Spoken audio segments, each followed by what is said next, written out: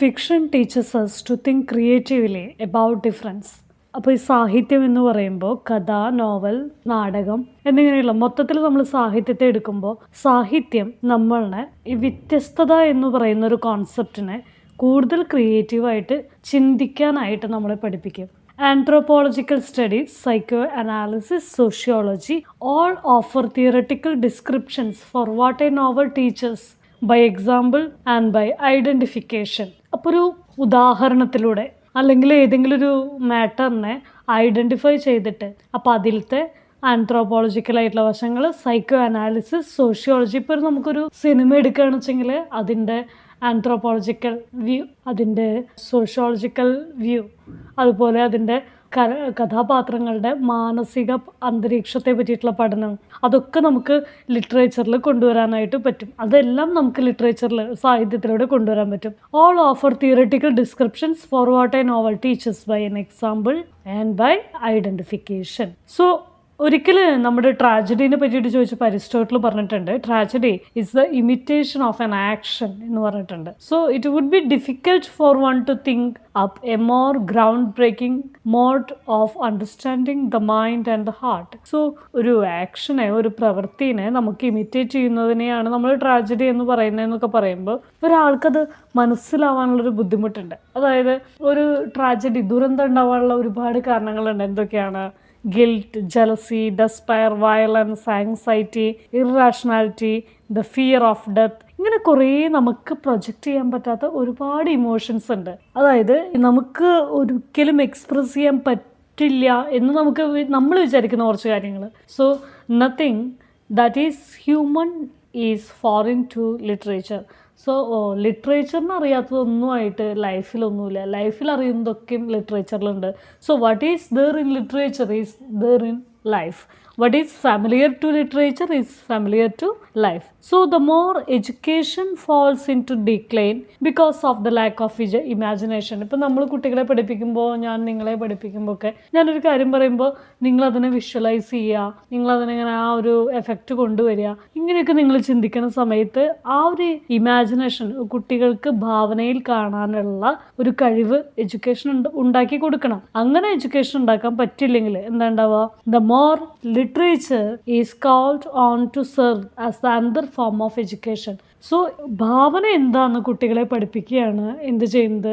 സാഹിത്യം ചെയ്യണത്. So education കൊണ്ട് ഒരു കുട്ടിക്ക് ഭാവന വളർന്നില്ല എന്ന് വിചാരിക്കുക, അവൻ്റെ ഇമാജിനേഷൻ, അവൻ്റെ ചിന്താശേഷി പരിപോഷിക്കപ്പെട്ടില്ല എന്നുണ്ടെങ്കിൽ നമുക്ക് സാഹിത്യം കൊണ്ട് അത് സാധിക്കും. When we read the emblematic works of the European tradition, we begin to trace the outlines of a coded radical understanding of the other.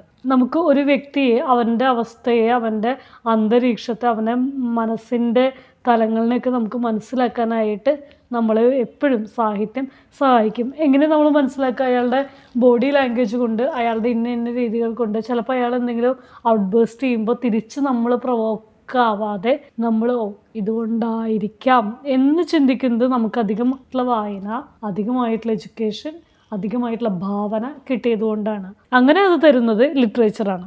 Unconsciously we begin to accept that the other is always a mystery and that easy characterization lead nowhere. So പെട്ടെന്ന് നമുക്കൊരു വ്യക്തിനെ കണ്ടിട്ട് നമുക്ക് അയാളെ പറ്റിയിട്ട് അറിയാത്തൊരു ഭാഗം ഉണ്ടാവും, നമുക്ക് വിസിബിൾ ആയിട്ടുള്ളൊരു ഭാഗം ഉണ്ടാവും ഒരു വ്യക്തിയുടെ. അപ്പോൾ നമുക്ക് അറിയുന്നതിൽ നിന്ന് അറിയാത്തതിലേക്ക്, അതും അറിയാത്ത കാര്യങ്ങൾ ഡെഫിനറ്റായിട്ട് നമുക്ക് ഊഹിച്ചെടുക്കാൻ പറ്റണമെങ്കിൽ നമുക്കൊരു തരം വെറുതെ മിയർ ക്യാരക്ടറൈസേഷൻ പറ്റില്ല. അത് ഫൗളായിരിക്കാം, അത് തെറ്റിദ്ധരിപ്പിക്കാം നമ്മളെ. അപ്പോൾ നമ്മൾ എന്ത് ചെയ്യും? നമുക്ക് നല്ല നമ്മുടെ ഇൻറ്റ്യൂഷൻ അനുസരിച്ചുള്ള ഭാവന, intuition along with imagination only help us to understand a person and his situation. So this wise നമ്മളെ ലിറ്ററേച്ചർ നമ്മളെ ഹെൽപ്പ് ചെയ്യുന്നു in order to understand life and in order to live individuals. If we leave the treatment of the refugees crisis, അപ്പോൾ last പാരഗ്രാഫിൽ പറയാണ്, അപ്പോൾ അതുകൊണ്ട് തന്നെ നമുക്കിപ്പോൾ ഒരു മാസ് മീഡിയയിൽ ഈ റെഫ്യൂജി ക്രൈസിസിനെ ട്രീറ്റ് ചെയ്യുന്ന രീതി നമ്മൾ, if you forget the shipwrecked man of literature, from Odysseus two and Robinson Crusoe to Michael Turner's Friday, we will remain trapped in the stereotypes of refugees as a homogeneous mass of people who have come to tyrannize the West. അതായത് ഇവരെ പറ്റിയിട്ട് നമുക്കുള്ളൊരു ചിന്തയുണ്ട്. അതായത് ഇവരങ്ങോട്ട് വരുമ്പോഴേക്കും നമുക്ക് അവരെ പറ്റിയിട്ട് ഇവർ റെഫ്യൂജീസാണ്, ഇവരിങ്ങനെയാണ് അങ്ങനെയാണ്, നമുക്ക് അവരെ പറ്റിയിട്ടുള്ള ഒരു മുൻധാരണകളുണ്ട്. We need to replace it. എന്താണെന്ന് വെച്ച് കഴിഞ്ഞാൽ നമുക്കറിയാം, നമുക്ക് ചരിത്രാതീത കാലം തൊട്ട് ഒഡീസിയസ് ഉണ്ട്, റോബിൻസൺ ക്രൂസോ ഉണ്ട്, ഫ്രൈഡേ ഉണ്ട്. ഇവരൊക്കെ ഷിപ്രക്ക് ചെയ്തിട്ട് തീരത്ത് വന്നണഞ്ഞ് ഒറ്റയ്ക്ക് ജീവിച്ച് അഭയാർത്ഥികളായി വന്ന ആളുകളാണ്. And how they grew into a civilised man എന്നുള്ളതാണ് നമ്മൾ ഓർക്കേണ്ട കാര്യം. സോ നമുക്ക് ഈ റെഫ്യൂജീസിൻ്റെ ഈ സ്റ്റീരിയോടൈപ്സിനെ കാണുമ്പോൾ നമുക്കൊരു അതായത് ഇവർ വെസ്റ്റിനെ പേടിപ്പിക്കാൻ വന്നതാണ്, അല്ലെങ്കിൽ നമ്മളെ പേടിപ്പിക്കും, നമ്മളെ ഇല്ലാണ്ടാക്കും, നമ്മുടെ സൗകര്യങ്ങൾ എടുത്തു കളയും എന്നിങ്ങനെ കാണാതെ അവരും നമ്മളെ പോലത്തെയുള്ള ആളുകളാണ്, അല്ലെങ്കിൽ അവരിങ്ങനെയാണ് എന്ന് ചിന്തിക്കാനായിട്ട് ലിറ്ററേച്ചറാണ് നമ്മളെ ഹെൽപ്പ് ചെയ്യുന്നത്. So the last line, literature transforms amorphous fear and pity into individualities. So it tells us the other is not what it is seems. So നമ്മളോട് പറയാണ്, അതായത് അവർ കാണുന്ന പോലത്തെ ആളുകളല്ല. So what is the appearance is not the reality. So the other is not what it seems. നമ്മൾ കാണുന്നതല്ല ശരിക്കുള്ളത്. So നമ്മളുടെ മുൻധാരണകളെ മാറ്റി വെച്ചിട്ട് we need to embrace them.